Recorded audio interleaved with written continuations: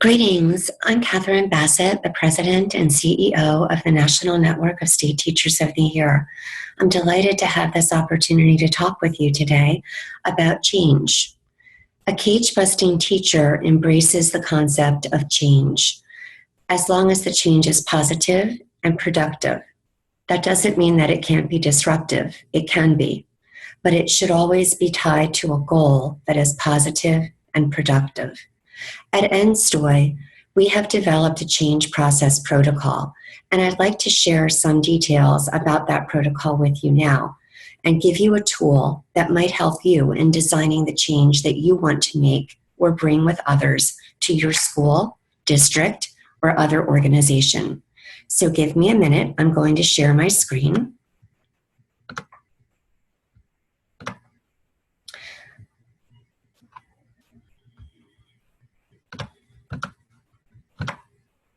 And let's talk a little bit about the concept of change, why it happens, why it doesn't.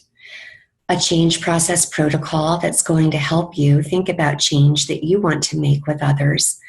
And a process to help you think about how to really hone down and select the problem that you want to address. If you're going to enact change, it should be to solve a problem. And sometimes defining that problem is the most difficult part of the change process. So let's get started. Let's think about the phases of the change process. There are many different models of change processes. We like this one because it's relatively simple and because it shows you the three processes of change against the concept of time. So the three processes of change are initiation, implementation, and institutionalization. And you can see in this graphic that the initiation stage is actually the shortest stage, although it's often the stage that garners the most energy and attention. In initiation, we're beginning a change process. And people are excited and they're on board and they're revved up and they really want to get going. And this is where you really, as a leader, need to take advantage of that energy, but build it towards sustainable energy. Because the processes of implementation and institutionalization aren't as fun as initiation. And they take a lot more dedication and commitment. And implementation and initiation, the bridge where those two meet, is often where a change process falls apart. So as a leader, we need to be very focused on the fact that initiation is going to be that high energy, everybody's on board time, but it's the shortest part of change process. And our job as a leader is to keep that momentum and energy going as we move from the initiation stage into the implementation stage. I'd like you to think about a change that you've attempted or that you've experienced, so it might be a change that someone else has attempted but you've been involved in. And think about or discuss with your colleagues whether that change was successful, and if it was successful, why? And if it wasn't successful, why not? And do that thinking through the lens of the change process that we're showing you on this screen. So if it was a successful change, how did it make it from initiation to implementation to institutionalization, which is where the change is now fully initiated, fully implemented, and now it's living out day by day? If it wasn't successful, where did it fall apart? So either have that thought process yourself or do that discussion with colleagues. And we're going to now, assuming that you've had that discussion, move forward and introduce you to a new vocabulary. This is the vocabulary for change. It's also a sales vocabulary. And oftentimes when I talk with teachers about their role as a salesperson, particularly in regard to making change, they're very uncomfortable with that idea of being a salesperson. That's something that we need to get over. As teachers, we are salespeople. When we're working with an 8th grade student to convince her why it's important for her to learn Algebra 1, we're selling. When we're on a phone call with a parent trying to convince them to work with us to modify their child's behavior, we're selling. And when we're meeting with an administrator to try to advocate for a change to the almighty schedule, you better believe we're selling. So what's a vocabulary to help us think about being that change agent and also that salesperson? The first term that I want you to think about is activist. And in making a change, there's always an activist. In this case, the activist is going to be you, and I'm using you in a collective sense because in enacting change, you never work alone. So it's you and your teammates, the team that you've brought together to institute change. The problem is why you want to initiate this change. What is it that you're trying to solve? And in thinking about that problem, we need you to be thinking outside of your own needs or your group's needs or even your students' needs.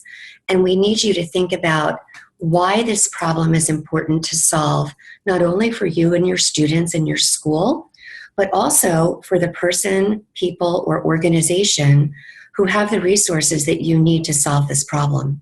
And I'll get into that in a couple of seconds.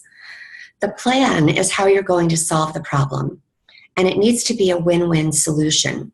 It needs to be a plan that will not only solve your problem, but will also help to solve the problem of the person or organization that has the resources that you need to solve your problem. Benefits. Why does fixing this problem matter? The capital or the resources that you're going to need in order to fix this problem. And the target is the person, persons, or organization who has those resources. The payback is how they win. How does that target or sponsor win? Champions are people who can help you get those resources. They may not have them. They might, but they may not. But what they do have is access to the target who has the resources that you need. And momentum is how you're going to carry this forward. So once you get the resources that you need to solve this problem once, how are you going to keep the momentum carrying forward to keep this problem solved? Nobody wants to fund a one-shot deal. So you need to be thinking about how you're going to continue to solve this problem moving forward.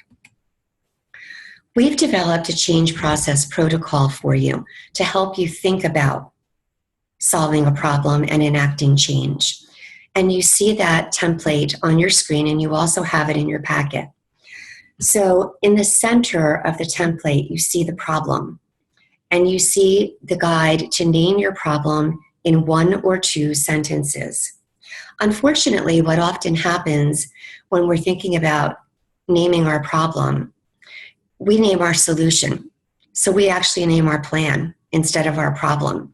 And I'm going to give you an example of that in a moment. The activists are who will address the problem, and that's you and your team, your colleagues. The plan is how you're going to solve this problem. The benefits are why is solving this problem important and making sure that you're keeping it realistic and doable. The capital are the resources that you need to solve the problem. They're not always money. Capital can be space, it can be time, it can be food. It depends on what your problem and your solution are. The champions are the people who can help you to reach the target. And the target is the person who has the resources that you need. It might be a person, it might be a company, it might be an organization. The key here is what's in it for them. We really need to hone in and figure out what's in it for that target person or organization. Why should they give you the resources that they have and that you need? And then the momentum is how can we share, publicize, and institutionalize, going back to that change process, this change, this solution. And that's a key selling point for the target. So let's look at an example where we use this protocol and it worked. Working with a group of teachers in New Jersey, we identified a problem. Initially, the problem that we identified was that we wanted to host a one-day forum. That wasn't our problem. That was actually our plan. It was our solution.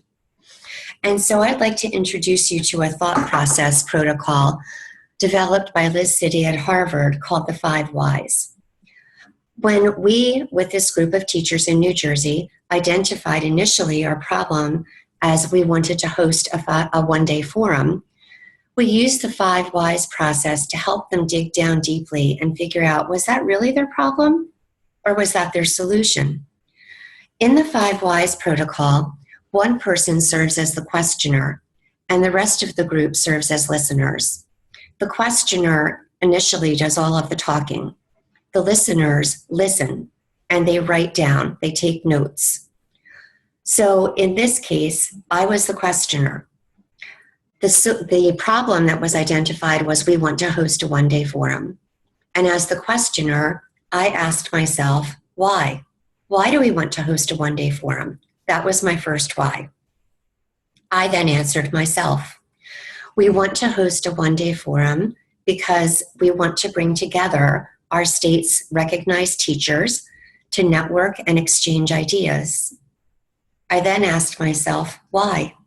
Why do we want to bring together our state's recognized educators to network and exchange ideas?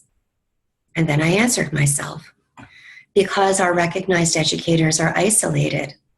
They don't have anyone else to bounce ideas off of, and they're frustrated. And therefore, they're contemplating leaving the profession. I then asked myself, why? Why are they frustrated and contemplating leaving the profession? And then I answered myself, because of that isolation and because they don't have an outlet to network. I then asked myself, why? Why don't they have an outlet to network? Because they are not connected to one another and they have no way to find out who each other are. There is no list in the state of New Jersey of who our recognized educators are. And therefore, there is a tremendous sense of isolationism. So when we got down to it, our problem wasn't that we wanted to host a one-day forum. Our problem was that our recognized educators were leaving the profession because of a great sense of isolationism.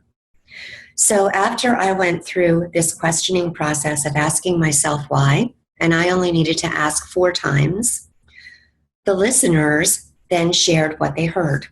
And together we brainstormed that our problem was actually that our great educators were leaving our profession. We had a brain drain.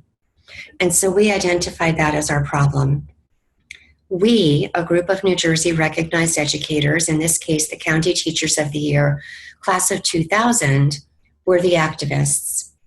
Our solution or plan for this problem that we had identified was to host a one-day forum.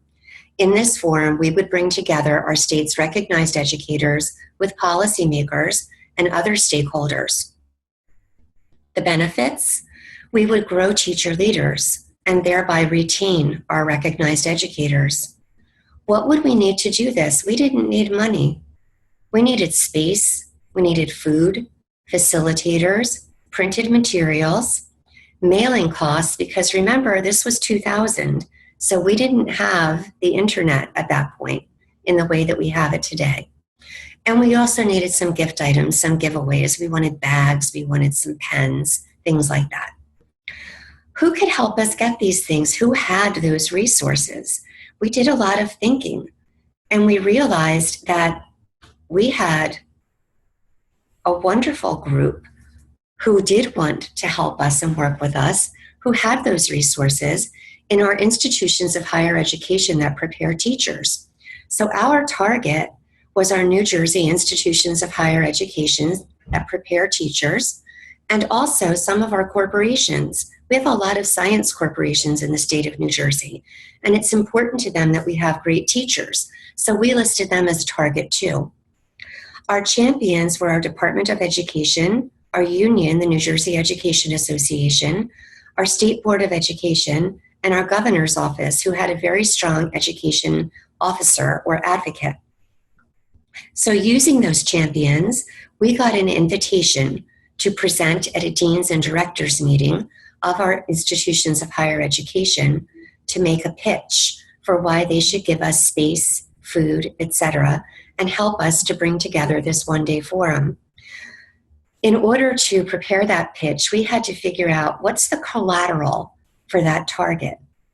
What's the collateral for an institution of higher education that prepares teachers? Their collateral is students. Without students, they don't exist. And we, New Jersey's great teachers, have access to those students. Our momentum, our plan was to rotate this forum across campuses. So every year we would be at a different campus. And we would also bring on new sponsors, those corporations who could help us pay for things like giveaway items, gift items. So this was our plan. Our plan worked. This forum is still in existence today. And by using this change process protocol template, we were able to enact this change and make it a lasting change that did have the impact we desired. It did bring together our state's great educators. It did allow them to network, and it did allow us to make the change that we desired to make. I'm going to sign off now, but I'll be back to talk about messaging.